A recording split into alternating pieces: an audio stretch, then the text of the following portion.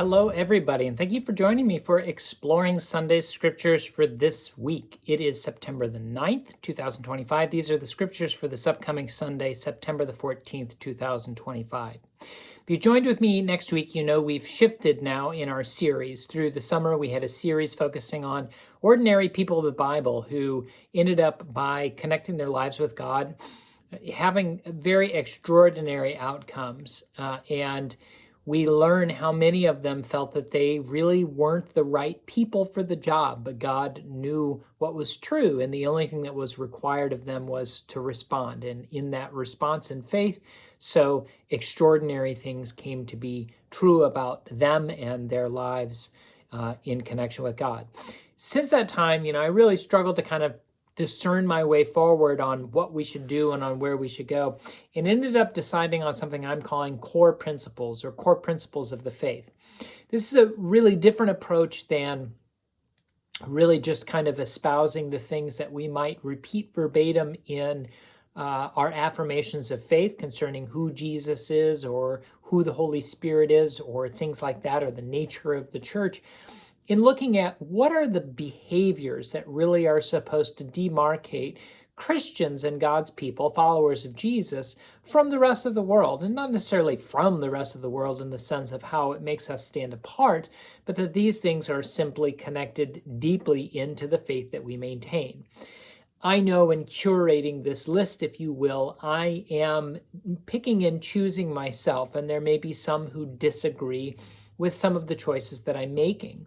And certainly there could be a more expansive list. I think the fruits of the Spirit, as Paul lists them, might be a great place to start by looking at what are the virtues of a Christian and what are the lives that they are called to. I started last week in focusing in on equality, and how we see in the message of Jesus Christ and his life, as well as the early church, the early apostolic church, that this sense of equality, that there wasn't really a differentiation between people by gender or religious background or family of origin or economic reality, but rather all were one and all were children of God. So it was trying to focus in on if we are living into our faith, then that means that we will also behave and act in a way where we recognize that all are equal. There isn't anybody who is better than another person. And that leads me to this week's core principle, which I'm calling equity. Now, equity is a financial term, and that's typically where we hear it. And it is intended in some ways to relate, even as I'm using it, to that very nature. It is the balancing of resource, the sense that there should be a fair distribution of what's there. And again, as with last week, we see in the substance of the apostolic church and the message and life and teachings of Jesus that there is the capacity within human nature for an equitable sharing of resources that allows then for the meeting of the needs of all. Now, this is very contradictory to our contemporary culture, which really focuses in on satisfying our own wants and needs at the expense or at the exclusion of the other, that this is what is necessary for ourselves, this is what's necessary for our future and for our safety and security. To now suddenly say, no, God provides all, and there is the capacity that we each have to share what we have in an equitable way, that the needs that exist in the world can be met. So it isn't trying to say that we have to take a vow of poverty, which is often the monastic stance, but rather as we have the means, so also we have a responsibility to care for the needs. I'm going to be reading a passage from Acts of the Apostles and then one from the Gospel that I think draw out this sense of equity as part of what it is to be a follower of Jesus. And in this case, again, it is responding to the needs as they arise and as one has the capability. And likewise, if one doesn't, knowing that the Christian community is going to be there to come in and to provide the assistance and help. It's always a tense place. I've had those I've encountered in my own past because of pastoral ministry and the needs that they have come to the church and make requests. And when I have not obliged all of those requests because of the nature of them and because of my own discomfort of how they might be used or abused, the declarations that have been levied upon me or levied upon the church has been that it doesn't really assist or help people, that it doesn't live out its core principles. And I have struggled with this for a long time. And so I think within equity, we have to sometimes recognize that sometimes even in an equitable way, tough love or not sharing is actually the more helpful thing if in our sharing it may be used in an abusive situation. So let's take something like Topps gift cards. This is a common one that people request. And it's not trying to say that it couldn't help with food insecurity. We know there is food insecurity. We've seen how our little food pantry is greatly taxed by that need, as well as the response that we have to the mobile food pantry that we host here on site every Monday afternoon.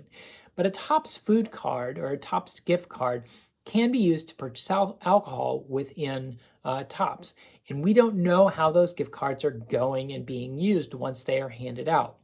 So if you have somebody that does suffer from alcoholism and the temptation is there to abuse that card, to misuse it and not use it simply to meet the needs of one's hunger, but to use it to satisfy one's addiction, then suddenly when you think you're doing the loving thing, you're actually doing something that is more harmful. And the more loving thing to do, perhaps the more equitable thing to do, would have been to refuse to give the gift card.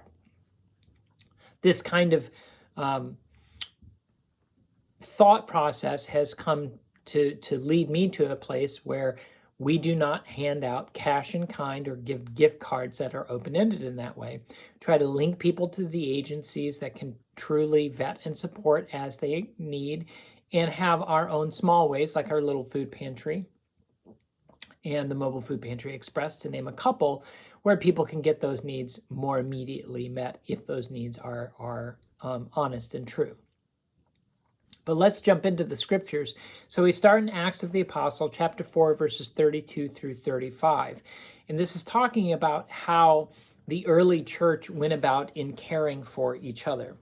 And this is how it talks about the early church. It says, "Now the whole group of those who believed were of one heart and soul, and no one claimed private ownership of any possessions, but everything they owned was held in common.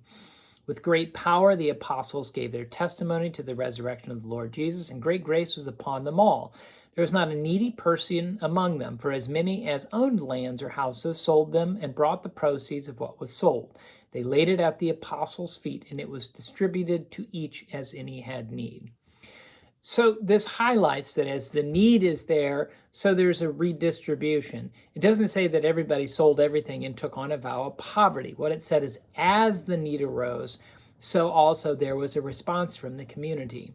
Part of the great attraction of the early Christian community and what led to the conversion of so many and ultimately Christianity becoming the most dominant religion in the world, or at least by numbers, the largest, is this sense that Christianity just provides care, that it does things that's so countercultural and out of sorts with what usually our human impulse might be, which is to hoard rather than to help, to clench with a fist rather than to offer with an open hand.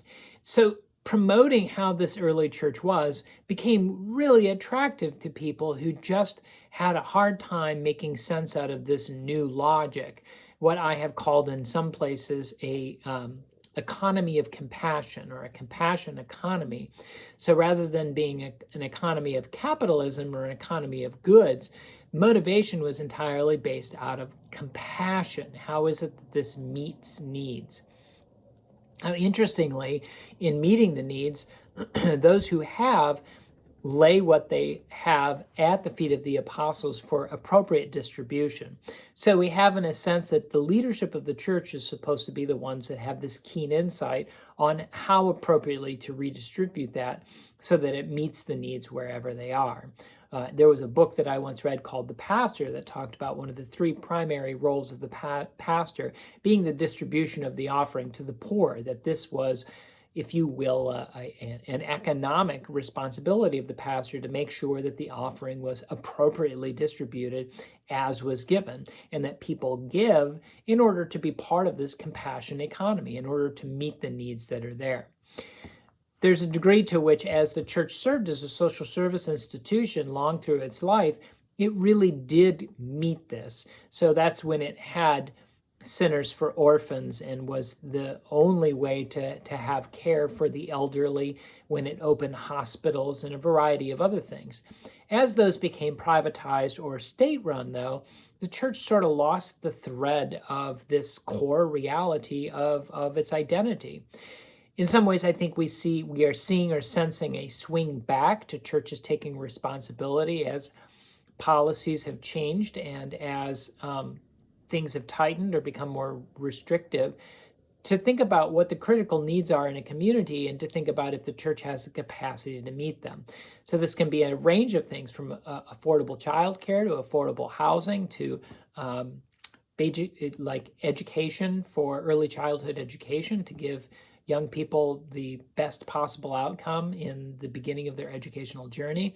It can be providing respite care for the elderly, in a host of other things that just really aren't out there, but the church once again can kind of reassert itself in its identity of being equitable in the redistribution of what it has.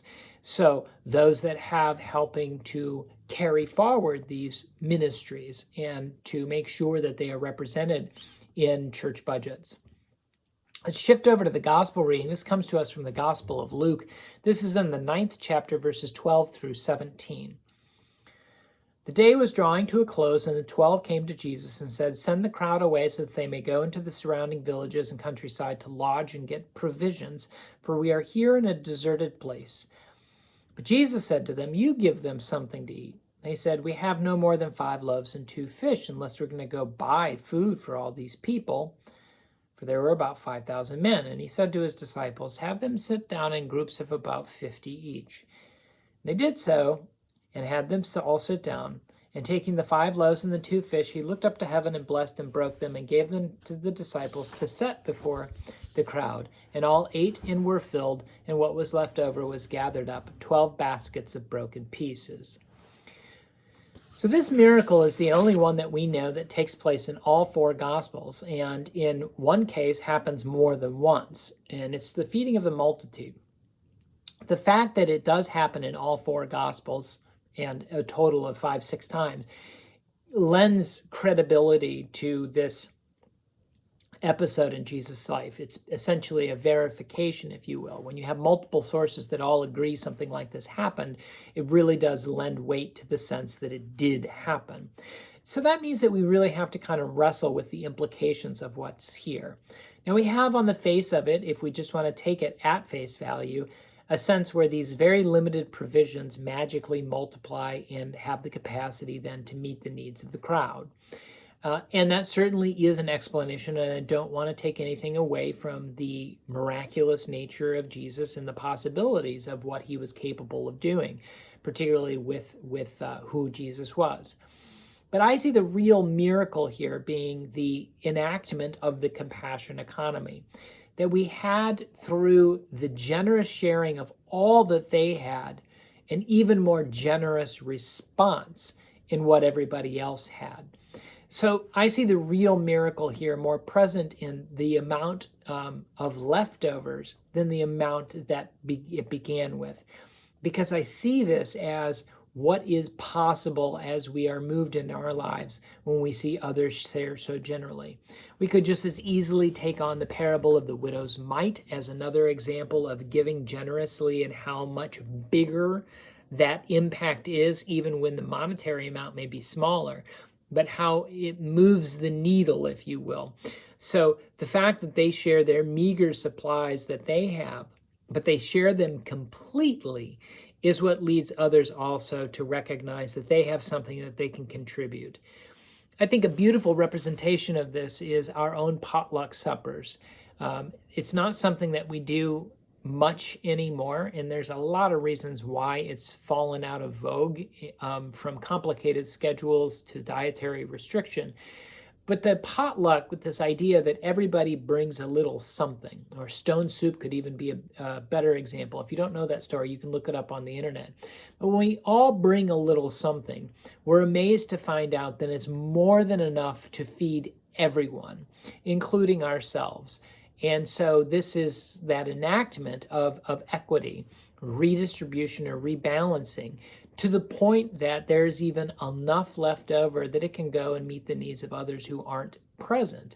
So I think about the ministry, you might say, that comes following this feeding of what's collected in the leftovers, and how that can end up being redistributed. So you have the 5,000 men. If we add women and children, we're probably in excess of 10,000 total present.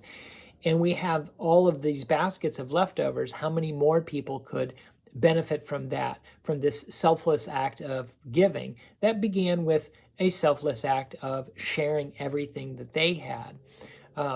So this week, our focus is on equity, and how a core principle of the Christian faith, a core principle of being a follower of Jesus, is equity, to respond as there is need, and to be generous with our response, and to understand that as a community, that is part of an essential thread of who we are.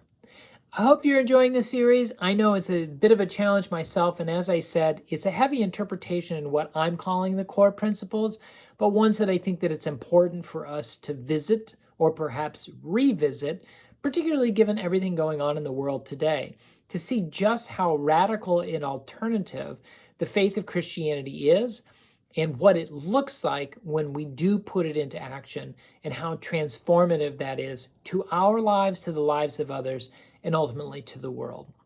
God bless. Thanks as always for joining me for Exploring Sunday Scriptures, and I'll be with you next week when we explore our next core principle of the Christian faith.